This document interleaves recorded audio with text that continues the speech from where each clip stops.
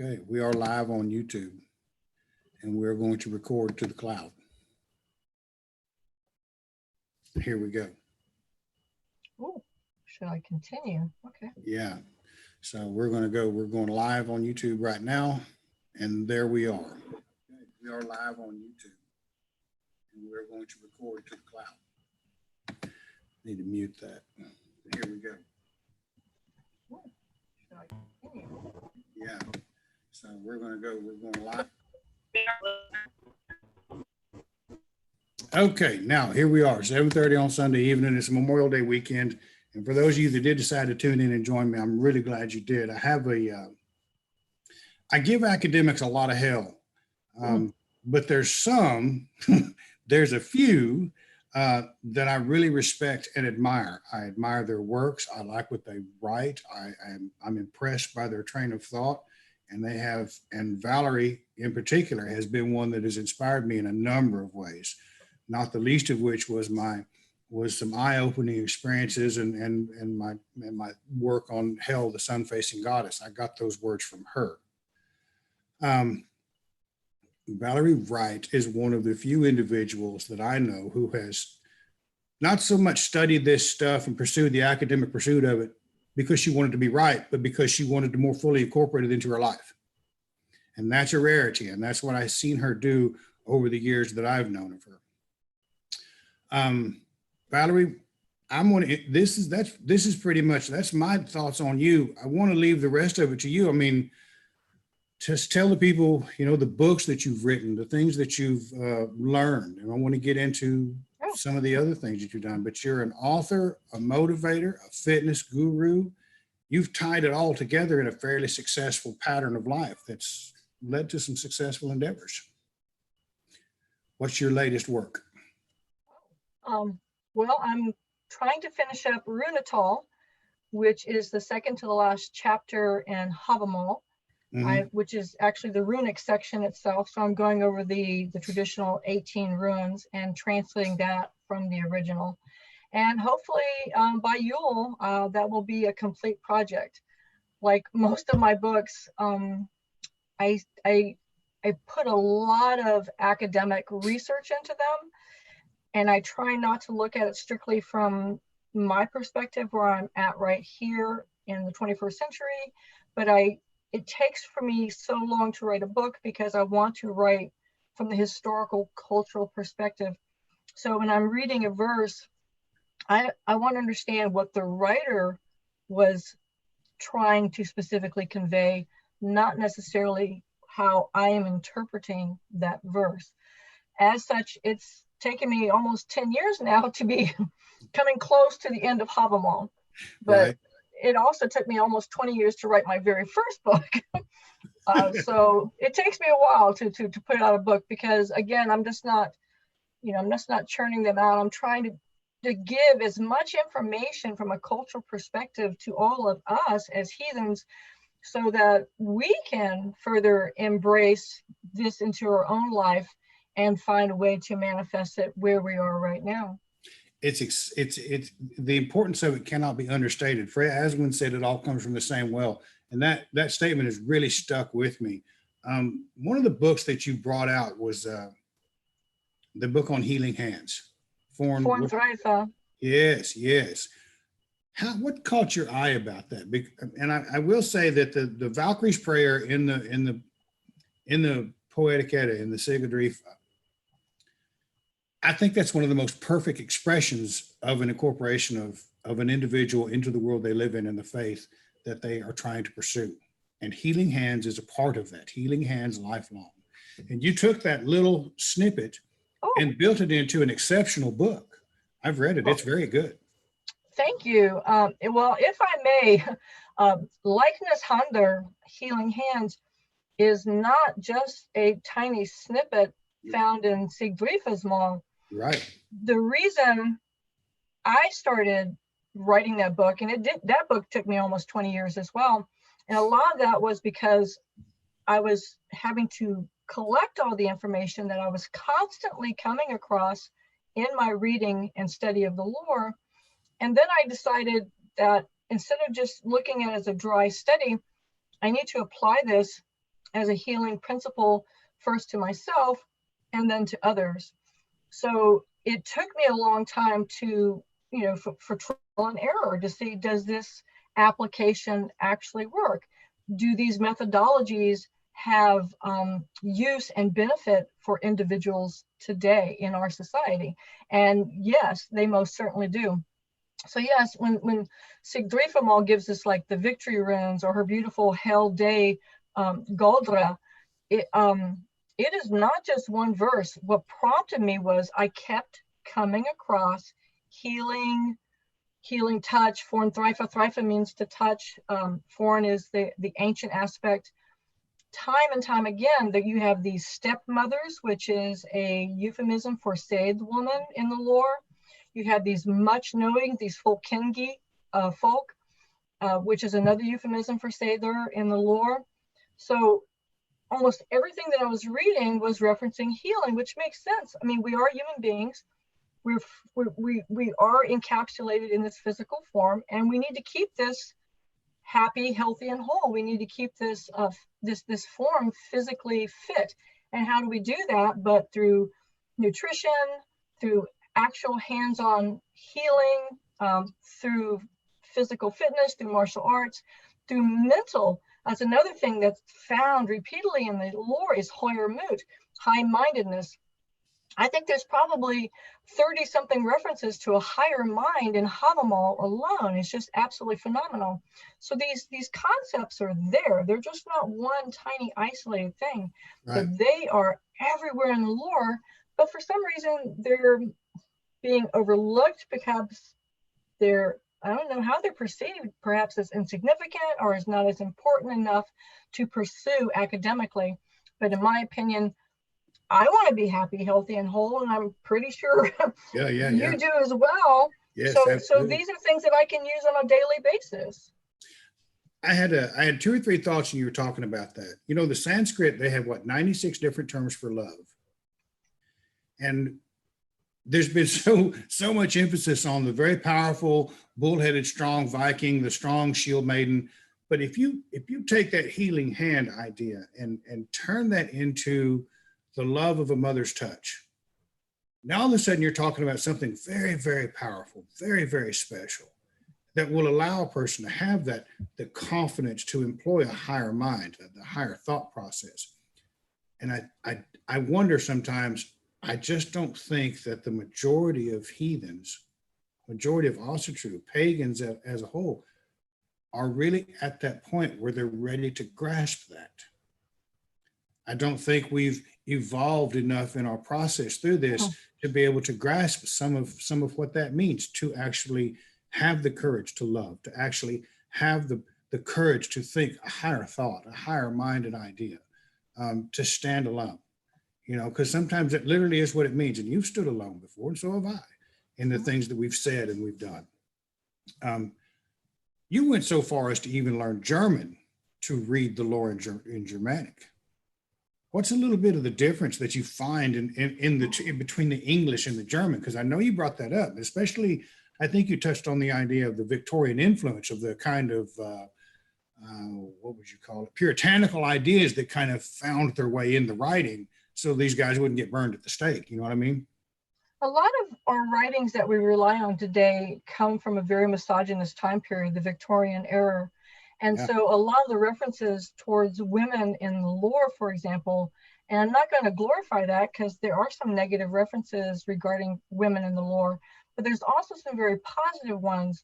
So when you take out that spin, when you take out that puritanical mindset, when you really just do the translation for the translation itself, then there's a great deal of perspective there that is not always being readily understood by Americans.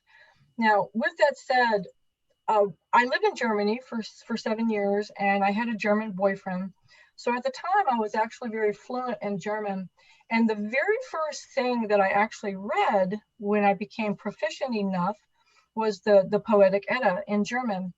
And literally, I was awestruck by the fact of the mentality. The German translation is so different than the American translations. and I've kind of pondered over that through the years. So for example, American heathens, us, Right. we're omnivores. I mean, we take things from Yes, we everywhere, do. and it's not a fault. It simply represents our diverse cultural background. Now, Pragmatic. okay, pragmatic. Another is the Icelandic Asatruar.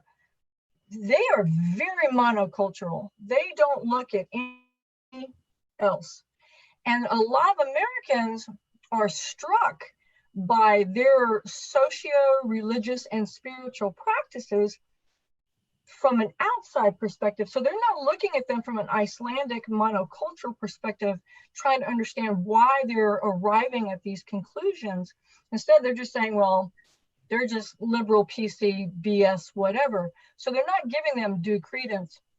Now, the German heathens, which I feel very strongly attached to, they are looking primarily at the pre-Christian elements. And that's exactly where I'm coming from.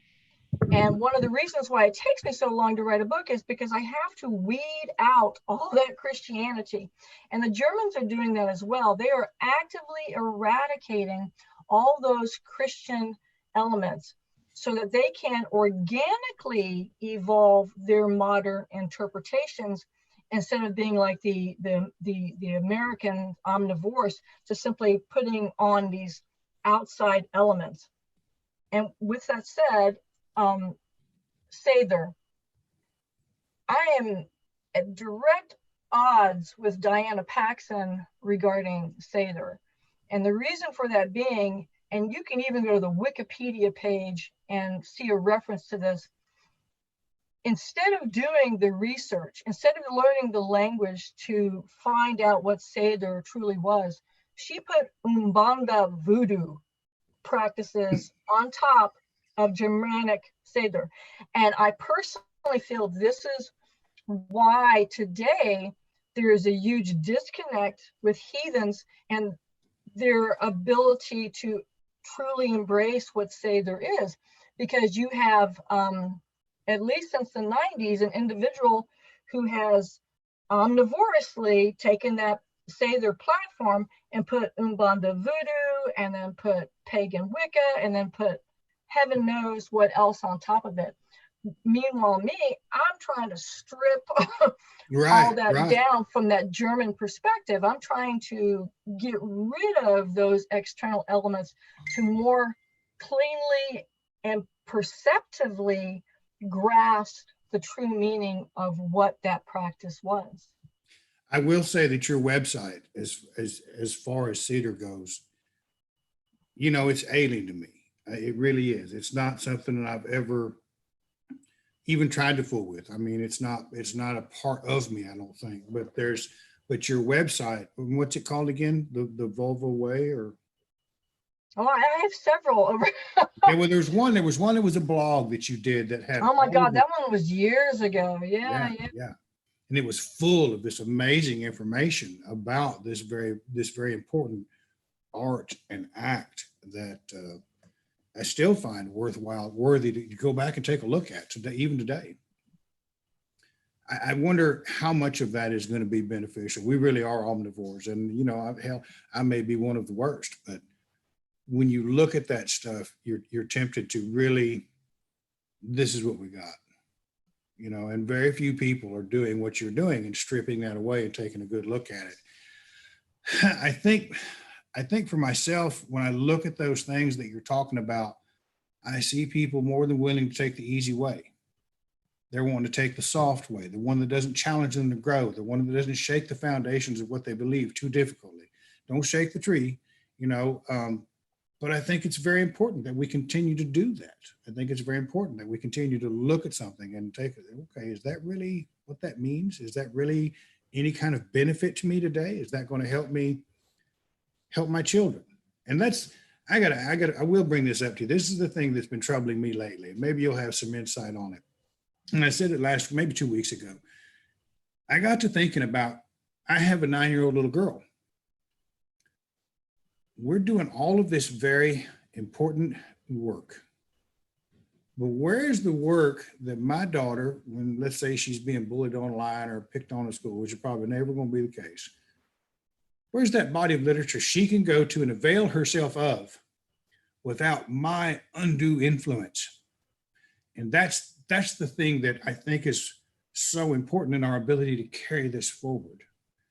Because when I die, if I die in the backyard and I don't do anything else, everything I know dies with me. The books that I've written will obviously be out there. Where can my daughter go to find that kind of stuff? And I think the rites of passage are an important part of that we no longer teach, right? And I think that's one of the things. I think there's a lot of women in a lot of pain. I think there's a lot of men that live in a lot of confusion because we sacrifice those rites of passage for comfort and money and ease of life. What are your thoughts on that? Well, that's a lot of things to put. And it's a big one. I'm sorry to drop that on your plate, but you got me thinking about things. Well, I think today that we live in a very, well, I don't think, I know, we live in a very PC era, and people are afraid to address what is the male and what is female, what is male energy and what is female energy. And our lore is very, very clear on the roles of men and the roles of women. And both of those individuals are equally strong, just as both of those individuals are equally weak. And that is apparent in the lore.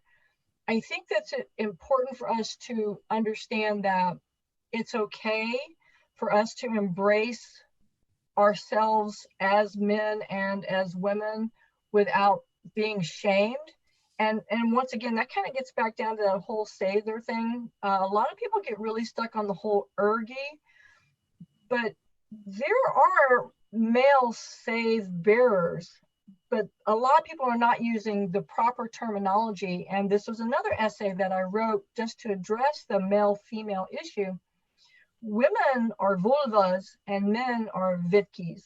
Right. And just like men and women are different, those paths too are very different. One of my favorite verses and texts from the lore, and this is what I wrote my entire Seder lineage essay on, is from Hundelod 33, where Hundela is speaking to Freya, and she tells her that all vulva come from Vidulf, from the far-roaming wolf. Yeah.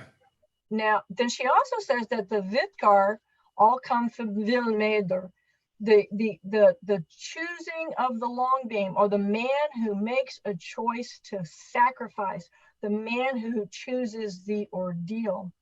Now, in the lore, and I think a lot of people kind of gloss over this, but like whenever two entities meet in the lore, there's this exchange. In fact, our conversation today started that. You were talking about your family in Wilton, England. Yes. A lot of individuals, when we meet each other, we have a tendency, well, who is your mother? Who is your father? Who are your people? Who are your folk? So lineage is how we identify not just ourselves as individuals, but the lore is filled with lineage examples. So if we look at all vulvas as coming from far roaming wolf, and wolf is often used synonymously with an outlaw, an outsider, somebody who roams the far outer edges of the protected village. The edges of our framework, yes. That is where a woman's energy as a saith bearer, not just as a hearth keeper, there's two different women here. But that vulva was the one who was that far, whereas the Vitki was a chooser. He purposely chose an ordeal situation. Now, admittedly, they both chose an ordeal. Vulvas chose to isolate themselves to stay away, but the Vitki chose to stay inside. And in my opinion, that kind of like helped to segregate them even more when the church came in. For example, when the church came in, they've always had a very poor attitude towards women and the feminine body, for example. So because the vulvas were already that far roaming wolf, it was easy for them to continue to push them out on the fringes. But their idea of the fringes should not be our idea of the fringes, because heathen texts specifically talk about how great heroes like Siegfried, for example, they live on the edges. They live on that liminal aspect of being. Yep. So when the church came in, they changed our definition of what that means to be on the outside. Whereas the Vicky, he was always that law speaker, that Thule, who was always right next to the Regan. So where before you had the Regan or the chieftain, and his right hand was always that Vitki, his counsel, his advisor, his mediator between him and the Tavar. When the church came in, the vulva continued to stay on the outer edges, but the Vitki became the cardinal and the bishop, who's always saying today, even on the chessboard, who stands next to the king and queen on the chessboard? Right. That is the modern interpretation of the Vitki, that wise counsel. So he was able to secure his role and his expression. So I think that today people have a tendency to think that, women are bad, men are good, we should always be these Vikings, and that if a man does choose Seder, then he is somehow erge, which, well, I got a whole conversation on erge, but I won't get into that. But we need to realign our thinking and understand not how we interpret this or how we've been told to interpret this lore, but to how we break it down culturally and understand it from how our ancestors meant to express. And that gets down to your daughter. What information are you giving her? Our Altmag gave us this information. They give us this in the Poetic Edda. They give us this in the sagas. They give us so much rich information. We have been told how to read it. We have been told how to interpret it.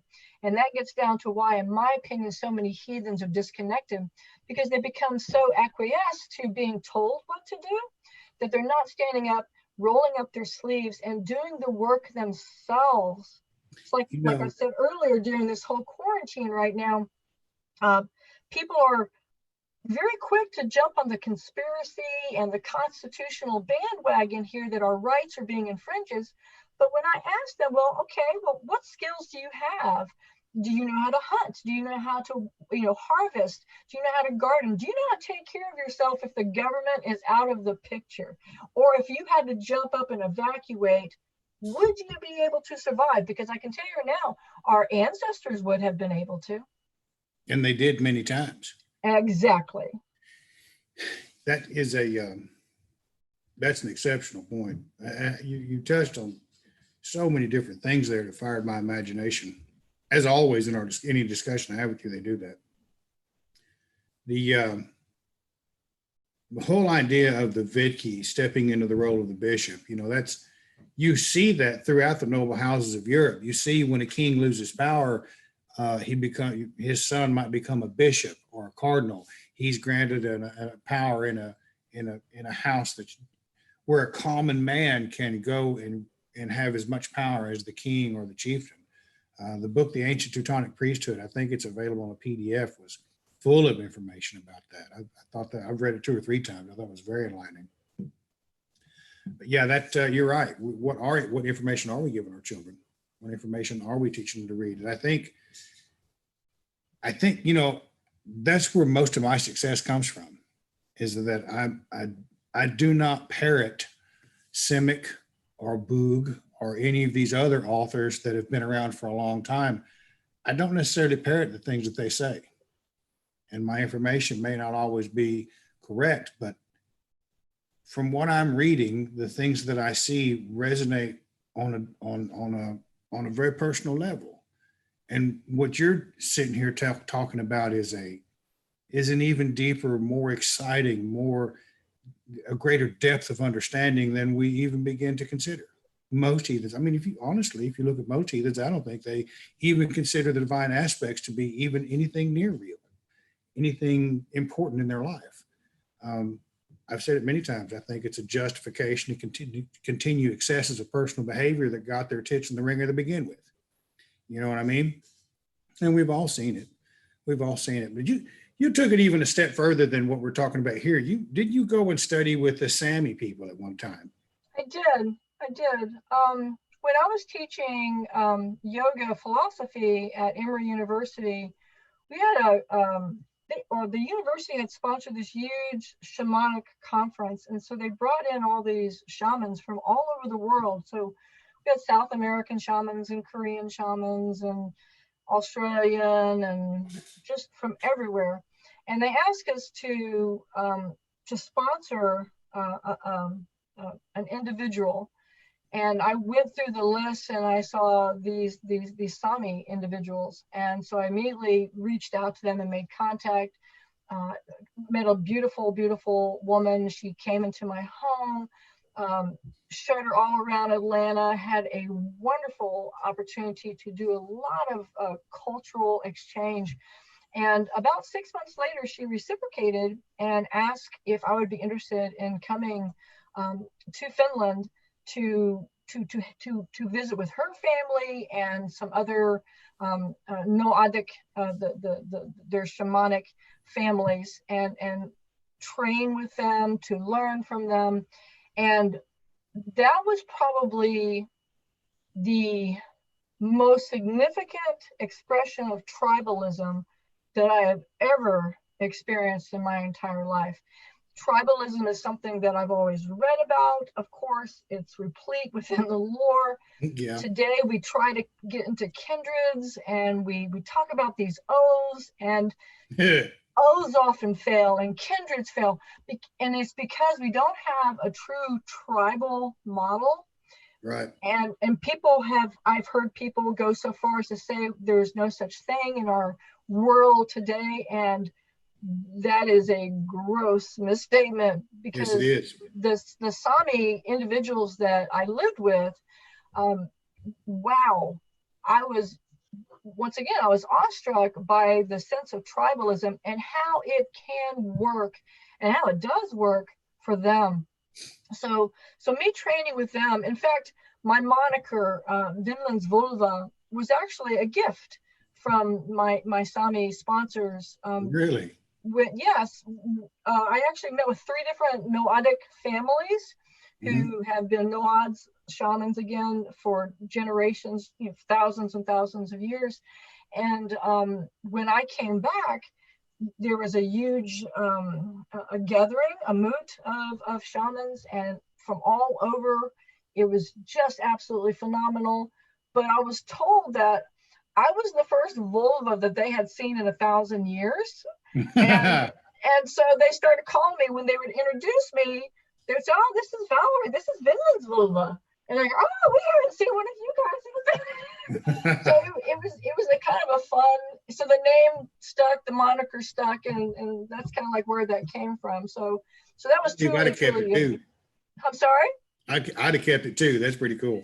Yeah, it was a fun thing, because I mean, when they told me that, I was just like, wow, I never really considered it that way. But again, the lore does specifically state that certain individuals were either of Finnish or Sami families, or there's a lot of information or references to the magics that the Sami people do. So we know for a fact that there was strong communication between the tribes and the families.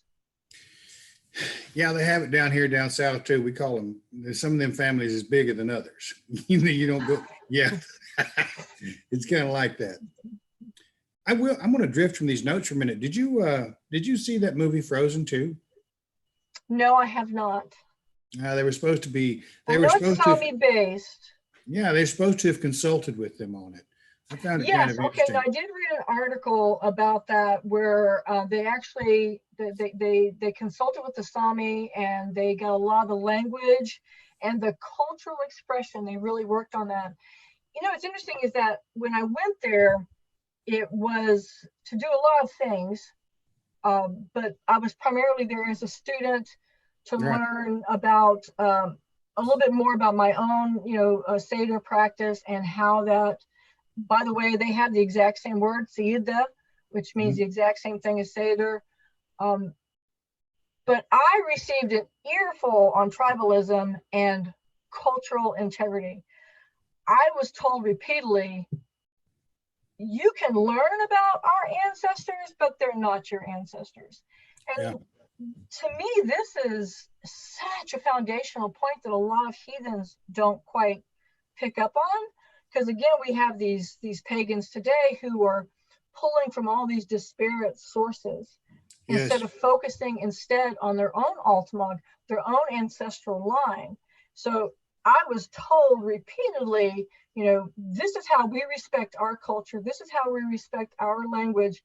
These are our ways. These are not your ways. Go and find your ways with the information that you're sharing and that we are sharing with you. I think it's interesting. I saw Dr. Jordan Peterson give a talk on the Egyptian gods the other day, and he has another one on the Mesopotamian gods. And whatever you may think of him, it is fine. But I do think that he has an exceptional train of thought. And he brought out the point that something that I've considered many times is that across the gamut, there are certain repeating elements of high mythological thought that repeat again and again and again. And each time it repeats, it has this unique flavor that makes it most palatable to the culture in which it arises. If you haven't, I'm going to send you that video because I thought it was very interesting. I think once you listen to it, you'll see all kinds of parallels to it. What brought you, what began your interest in this particular aspect of heathenry, the cedar and the Sami people? I mean, the first thing I ever heard about you was from Chris Jocchio, and he said you killed a boar with a spear. Yeah, so I did. That's what it's all about. See, action. I am a brother within the Brotherhood of the Sacred Hunt. Absolutely. And in fact, my torque is on the wall over here behind me. I earned that torque. You're right. Earned it through action. That's what I'm talking about. Absolutely. I was raised in a non-Christian environment, and I go into detail in all of my books a little bit about my background. My grandparents were major influencers in my life, and they were folklorists and Masons, but they were definitely non-Christians. They were theosophists as well. So they had a totally different slant on life than the society around them. My grandmother was Welsh, and my grandfather, and this is on my maternal side, was Irish. And so I was raised in a very Gaelic, folkloric home.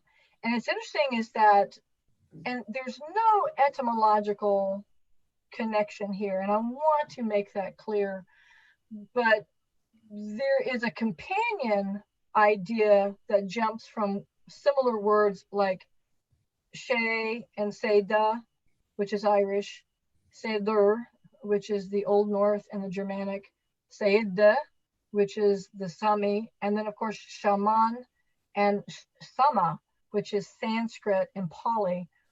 And all of these words, once again, I want to stress that there's no etymological tie, but there is a meaning. They all share the same meaning. They all share the same definition, and that is spirit, which is why I have a tendency to describe Seder as spirit, but not necessarily, again, as we've been told what spirit means. You said just a few minutes ago, you don't have Seder, you don't have that within you. If Seder is spirit, as I feel, we all have it. It's there. I'm a firm believer that warriors most certainly have it, and that it is an aspect of Vod as well. So again, when you have like point. The Vodva is her terminology and her application, and she practiced Seder.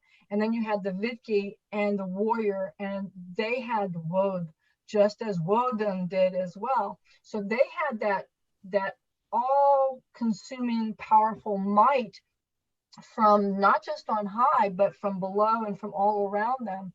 So when you say you don't have it, you do, we all do, but we have it. Well, you become strongest in what you feed. You become strongest in what you give energy to. Right. So I was raised in a in the Irish family, it was called Sadie. So I was raised this way. And then when I first encountered it from the Germanic perspective in 1979, it completely resonated. I knew exactly what it was that I was reading. And so I completely engrossed myself in the study and application of it. And it wasn't until probably 10 years later that I even heard about Asatru and Diana Paxson and the stuff that she was doing. And when I read that, what she was doing, I was just like, what is this? Because this is really Wicca and a modern New Age practice. This has nothing to do with the actual lore. She was taking little tiny fragments of information and then extrapolating information that did not even belong to it. And me, I've completely gone in the opposite direction from that. So as far as Satan is concerned, it's not even something that I do. It's simply something that I am, and I always have been. That's an important distinction. I think with regards to almost every aspect of the spirituality that we fail to grasp, I will naturally gravitate towards those ideas of woe because they're familiar, they're masculine. Or I've been told they are masculine. That's where I'm going to gravitate. 7 years in the infantry, fighting on the streets, blah, blah, blah, blah, blah. That's where I'm going to gravitate. But it's just like you said earlier, we interpret these things as we're told. And that's what I was told. And we need to stop relying upon that external truth, because external truths are not really truths at all. We need to fall upon our own instinctive truth. And that's what the message I try to convey in all of my books. This is what the Altmog, this is what the writers of this text were trying to convey to you, with all of that Christian weed literally pulled out of there. And it is difficult for us to understand because we're coming from a Judeo-Christian society. So we are literally immersed in this from the moment of conception. So for us to weed this out, to literally break ourselves down into a blank slate to build that back up again, I think that's where a lot of people, I have a tendency to get lazy myself and say that people are lazy because they don't study the lore themselves. But I think it's just a matter of being so overwhelmed with what do I have to get rid of and what do I need to study? Like you said, what do I give my daughter? But first you have to eradicate that foundation, that Judeo-Christian thought. And it's insidious. I see it as everything. When I even talk to heathens will cuss and they'll say, oh, Jesus Christ. I'm thinking like, okay, that is a Judeo-Christian thing. For you to truly embrace, heathenry, it needs to start with your words and your deeds. So take that word, take that expression, take that out of your vocabulary and find something to fill it that is heathen based. And that's where the process begins. And needless to say, that is a lifelong process. And a lot of people just feel overwhelmed about, how do I start this process? How do I become this thing? When first I have to identify all these things that are actually, suppressing me, keeping me fettered, keeping me down. It's our own thought process. I remember it was about 10 years ago, there was a real backlash against what they called unverified personal gnosis, UPG. Yeah, that was a hot button issue. Oh, that's just UPG. It cannot be supported. It cannot be verified. Well, why'd it show up? Somebody's taking a look at this, and those things should have been looked at. Those things should have been examined. Who knows what we decided to denigrate when we said, well, no, that's UPG. I'm not going to pay attention to it. Some of it was stupid as fuck. I mean, let's going to be honest about it. But some of it might have had a legitimate expression, and we screwed that up. But we need to make room for evolution, and that's exactly what personal gnosis is. I am taking the information that I find in the lore. I'm going to the original source. I'm cross-checking and double and triple checking the cultural references for this information, putting all of that information into my books, so that enough that my people tell me, your book is so hard to read, because there's so much information that I'm trying to convey to help you pull away those Christian noxious weeds and replace it with factual, Tavaric, Yotanic, Altamagic information, and then allow that new bed to grow and to come into something even far greater. We have to break it down to the brass tacks. And again, that's going to take many forms, Valarie. That's going to take this form, that somebody's going to say this and somebody's going to say that. And just like the work you're doing. But I have to evolve. I have to evolve. Yeah. I cannot be stuck in the past. And that was a big thing too back in the 80s, was like, oh, well, you're a Reconstructionist, you're this, you're that. No, I am trying to get this information and put it on my life today so I can better apply it to my filters. This is the evolution of the practice. This is why too, in all of my books, I will have a commentary. I will translate a text. I will show you exactly what the meaning of those words are. I will give you citations and references to support the information that I'm giving you. And then I will have how I interpret that information, how I actually go out into the woods and practice this on a first-hand basis. So you can see how an individual is taking this information and making it actionable today in their very life. That's the most important part of all of it. That's the most important part of all of it. What do you think is the biggest roadblock for people in trying to accept and incorporate this into their lives right now? Is it the scar of Christianity, the many scars of Christianity, or is it ego, or is it societal? I mean, once again, I think what's the adage? The biggest part of the problem, a problem that you're going to have is first identifying that you have a problem. That's if true. You do not realize, okay, once again, getting back to the heathen who says, oh, Jesus Christ, whatever. They may think that's innocuous. Oh, that's just nothing. I'm not meaning anything by that, but you are. Words have power. Your ancestors put a great deal of worth onto words. And in all the lore and sagas that we read, we talk about the value of your words and the value of the things that you're saying. So for you just to offhandedly use this, Judeo-Christian expression tells me that you're not truly grokking the idea of embracing the might of words and what those words truly mean. There's so many words in the lore like that we don't understand. It's like, okay, this is one of my favorite examples for translation, because I do a lot of translations. I get a lot of translation questions. So I had this individual tell me or ask me one time, why were there apes in the lore? And I said, okay, well, you're going to have to point me out what you're reading that says that there are apes in the lore. Right. And once again, this came back to a Victorian era translation. Yes. Ape means to mimic or to mock. So the actual translation, instead of using mimic or mock during the 1800s, they used the figurative word of the day, which was to ape. Yep. So now we have a modern day heathen going, so there were apes in Scandinavia? No, there were. so instead of being told this is in the lore, people just accept it lock, stock, and smoking barrel as, yes, there were apes in the lore because I read it. No, what you read was somebody's interpretation. You need to either do it yourself, do the translation yourself, or go to a reputable translator who preferably, like myself, is also a heathen. So I'm looking at this from a heathen perspective.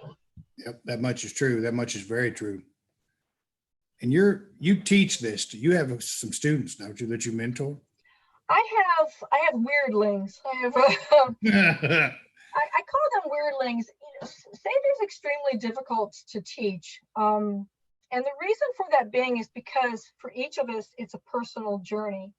Again, for women, it is more of an intuitive practice. For men, it's more of an external practice, where you have Seder folk tapping into that Seder energy. You have that strong male berserker tapping into that woad.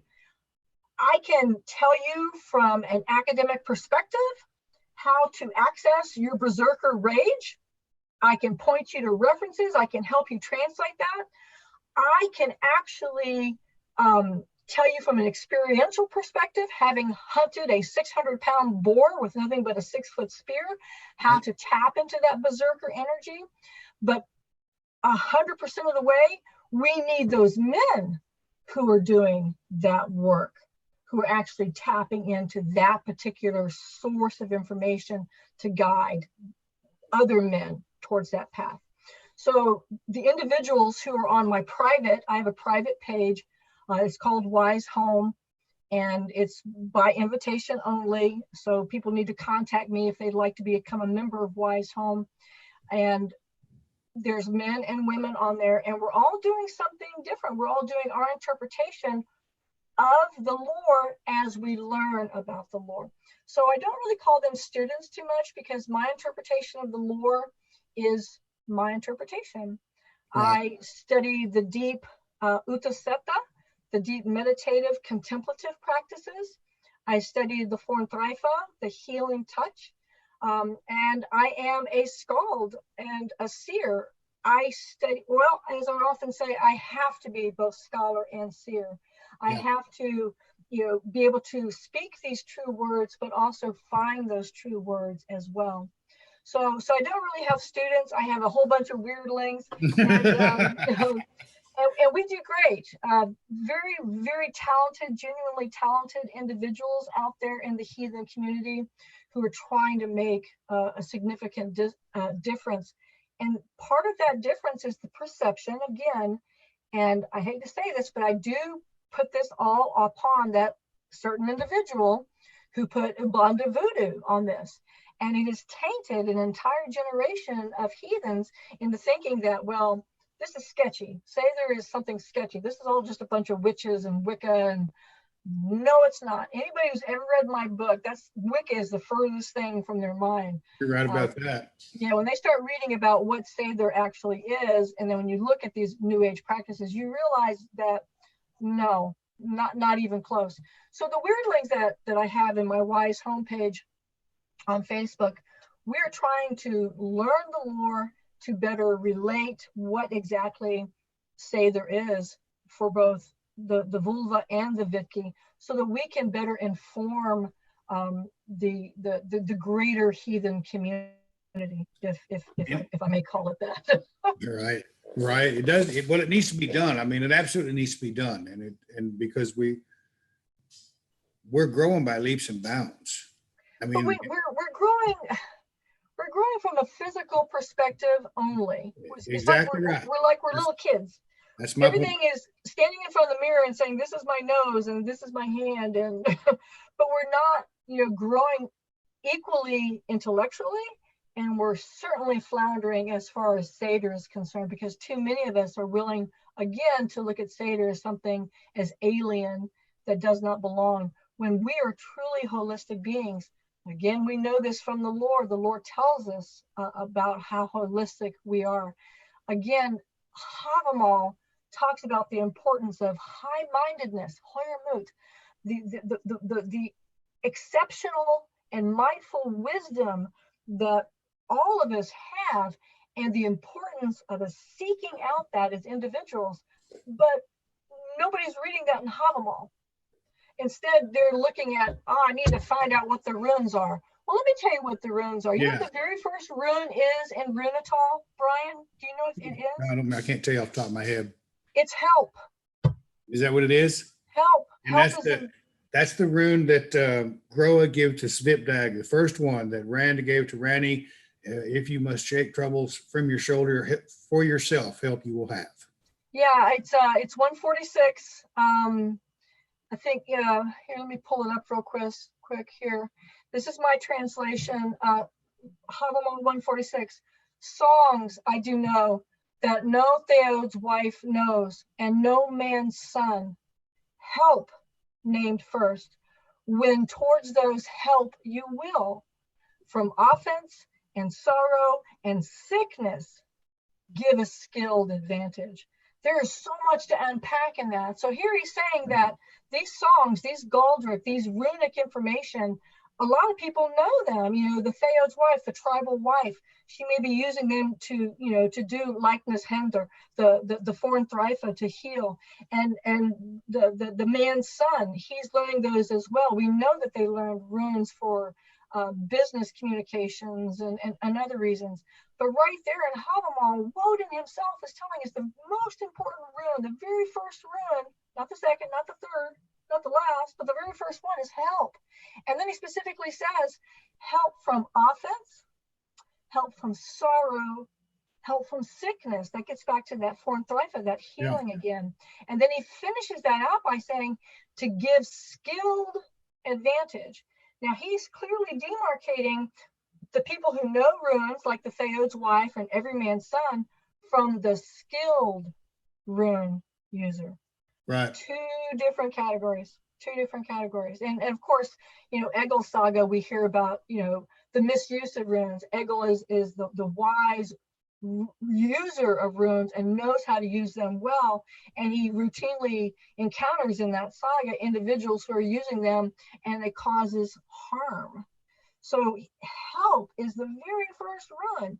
But I don't see a lot of heathens going out there and willfully trying to help each other from offense or sorrow or sickness. They're not reading that. They're choosing to pick other elements that make them feel good, perhaps, as you said, about their own ego, instead of what would truly bolster their Hoyer mood, their own high-mindedness, and their own sense of well-being and identity as a heathen. That's repeated at the end of the Rig Thule. When Jarl learns the use of the runes and earns the right to be called Rig himself. I mean, that's a real important thing to consider. If there's anything that clearly delineates the guy that steps above, if you earn the right to be called Rig yourself because you've learned the use of the runes and you've learned the language of the birds, which is also important, is that not higher thought? I mean, that's so there's a real neat stuff. There's some real depth to it. I found it in the Rig Thule. You're finding the Havamal. That's the one book that I've not approached. I don't feel really? In anything I've written, I haven't approached the Havamal. I don't think I'm still learning. I'm still learning a great deal. You know, I'm not surprised by that because I have met, you know, in my 40 plus years as being a heathen, I have met so many heathens who have never read the Havamal, yet they're willing to quote snippets from it. You throw it out there almost like a biblical verse as some kind of personal self-validation. Like Psalms or Proverbs. But they don't understand the entire context of it. And this is what I'm doing in my translation. There's actually 5 different chapters in Havamal, and each one has a specific focus. So I'm breaking that down to making it easier to read and to understand. So when we do pick it up to read it, it's something that we can truly bring into ourselves and to enrich our life with. But I really look forward to it because it's not something I've read it many times and looked at it, and I thought, man, I am nowhere near qualified to put anything. Speaking of Runetal again, and this is important because you did ask me about foreign thrifa. The very first rune that that Odin wants us to know is help. You know what the second one is? Healing. Yeah, it is. Here it is. Everybody puts so much like they take the Elder Futhark and they're trying to shove it into Runetal to figure out which ones he's talking about. But the verse clearly says the very first one he gives you is help. So the very second one is healing. There are all your answers right there in that beautiful little nugget, but we're not embracing it. I agree. I think there's not a problem that a person's dealing with in life today that they couldn't go to our Lord and find an answer to. I've said that many times. Wow, I totally 100%, and I've said that myself. If you really, when people say to me, "Oh, wow, Villain's Volva, you really helped me. You're so wise. You're so this," I'm just like, well, I have a lot of information that has been poured into this noggin over the decades, but at the same time, this is our information. This is our legacy. Our legacy. We need to embrace it. I agree. Speaking of legacy, there's one thing I want to finish up with that impresses me the most about all of this. The action that you're taking is your next 50 living. That is I see you working on that project, see you moving things forward. You have not slowed down a bit. And what are your goals on that? What are you working for towards there? I don't know. It's a work in progress. I love it. You went and did it anyway. That's the best part of it. When I was 50, 11 years ago, when I arrived at 50, it occurred to me I had been alive for half a century. It's just like, wow. Go easy now. Go easy, because I hit 50 in September. Well, so I just did. I said, oh my God, when you look at that, like a half of a century, oh my God, that is like so. And then I thought, my next thought after that was, wow, what can I do in the next 50 years of my life? And that's where the idea of next 50 came from. And like everything else that I've embraced, when I wanted to study the lore, I taught myself German and Old Norse. When I wanted to read Beowulf, I taught myself Old English. Well, when I wanted to learn about aging, I started going to college and learn about longevity and gerontology and we know an amazing amount of information about how to age. In fact, I like to say right now, this is the best time to be over the age of 50, because they're taking a lot of these studies that we've heard about for years and years, and they'll say, oh, you should do this and you should do that. But if you go back and look at the medical study, these studies were done on 20 and 30-year-olds, which does not apply to me, but they wanted to apply it to me. So what's happening now, and I think this really started in the 80s during the Olympics, we started seeing these Olympiads who were being forced to retire in their 30s and 40s. Yes. And what happened was these American Olympiads were being picked up and sponsored by foreign countries, because these countries did not have athletes. So they said, look, America doesn't want you because you're old, but if you come over here and represent us in the Olympics, we actually, and people very don't realize this, but we actually have Olympiads who are in their 50s, 60s, and 70s. Yes. I believe it. Yes, because so now science is starting to look at this and going like, okay, so wait a minute, maybe we're peaking at different times throughout our lifespan. So now they're taking a lot of these old medical studies that were done on young people in their 20s and 30s, and they're reapplying that same study to people 50, 60, 90, and on. And they are finding out amazing things. So this is what I say, now is the best time to be over 50, because we now know more about aging than we have ever had before in the past. And that is an empowering thing. So like everything else I've embraced, my Seder, my Fornthrifa, my scholarship, I want to age well. I want to be an active ager. I want to be a successful ager. And how do I do that? But I have to study my subject. And who is the best subject? It's like when I wrote Fornthrifa, all about healing. Who's the first person I started healing on was myself. So in my next 50 project, who's the number one person that I'm working on? Me. I'm the one that's out there currently. I'm doing the great virtual race across Tennessee, which is 1,000 kilometers. I'm knocking out 10 and 12 miles. I've been doing that consecutively. Today is the 24th for 24 days now. So I've got a running streak. On top of that, I'm doing level 1 and level 2 next 50 workout videos for individuals. Level 1 is for individuals who are just starting out or maybe more infirmed, and so they have to sit into a chair. And then level 2 is for people who are more mobile. Just the other day, I did one completely laying on the floor, all ab work. We are at a precipice that instead of falling over the edge of, we have an opportunity to build a bridge across and explore all new terrain and all new territory regarding aging. And I want to be at the forefront of that. I want to know how to be this way and get even better in the next 10 years, 20 years, 30 years, or more of my life. Now, as an aside, and I know I've been talking here, you mentioned earlier the Sanskrit studies. Ayurveda, which is the traditional ancient Indian method of healing. Ayurveda means the science of life. According to Ayurveda, written 5,000 something years ago, the human lifespan is 120 years. Yep. Science is now saying, yes, human beings, we're supposed to live to be 120 years. but due to environmental stressors and other things that are going on, the processed foods that we're eating, lack of exercise, on and on and on, we're dying 70, 80 years old. So if I look at this as I'm supposed to live to be 120 years old, following Ayurveda or following my own scientific information regarding how to be a successful ager, at 61, I'm midlife. Right, right. I'm not over the hill. I'm reaching a whole new summit and a whole new plateau. So I don't know where I'm going with this because I haven't been there yet. So you got some catching up to do, and when you get there, you'll know as well. I mean, you're doing. Hey, you did that handstand T-shirt challenge. Rock on! That was awesome. Right. Thank you for that.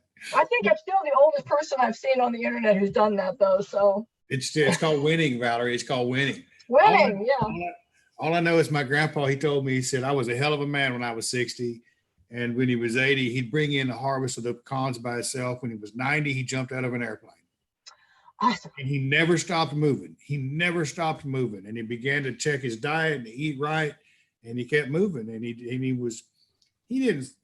slowed down a little bit, but he was still grandpa. And he was still. But, movement is life. It really is. As I'm a roots woman, I'm a woods runner. You don't drink stagnant water. You only drink water that's moving. So movement is definitely life. And regarding, age, my grandmother lived to be 100. There you go.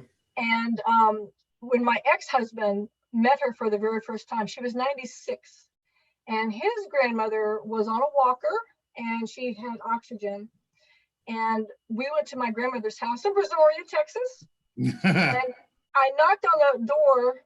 And we heard, so there was a knock, knock, knock, and then we heard back a rap, rap, rap. And kind of like looked up. And then I knock, knock, knock, then I heard a rap, rap, rap. And we backed up off the front porch, and my 96-year-old grandmother was on the roof fixing tiles. There you go. And I said, Grandma, what are you doing up there? And my then husband, he said, this is your grandmother? And I said, yeah. He goes, and she's on the roof. And I said, yeah. this is what you do. I mean, and I asked her, I said, Grandma, I said, what are you doing up there? She goes, I couldn't get those damn grandkids to come here and fix my roof, so I fixed it myself. Keep moving. There is some truth to all of that too. If you look, I think it was Eckhart Tolle who pointed out the difference between Western and Eastern aging. The Eastern, they age so well and do live to be that old. They don't have the stressors that we have in a Western society. They haven't adopted the mentality, the rush, the headlong rush into the next world that we seem to embrace in such a ramshackle fashion, it seems. Well, when you go, once again, it's a cultural perspective. What you're talking about is there's a whole science out there called the blue zones. Yes. And these are pockets around the world where people are living well into their 80s, 90s, and 100s. And a lot of it is a cultural expression. In the United States, if you go to Hallmark cards, you see those black balloons and over-the-hill birthday cards for people who are 40 and 50. Yep. So right there, we're being told you are over the hill. You're done. There's no more value to you. And again, our Lord does not teach us that. Our Lord tells us otherwise. Remember, the blind and the handless still have a function in society.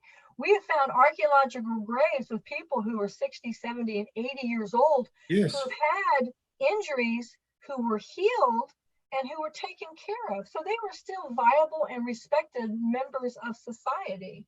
So once that's again, true. Get rid of this whole black balloon mentality and embrace the physical fitness, the martial arts, the contemplative practices, the idea of uttasata, of mindfulness, of healing body, mind, and spirit, because this is our cultural heritage.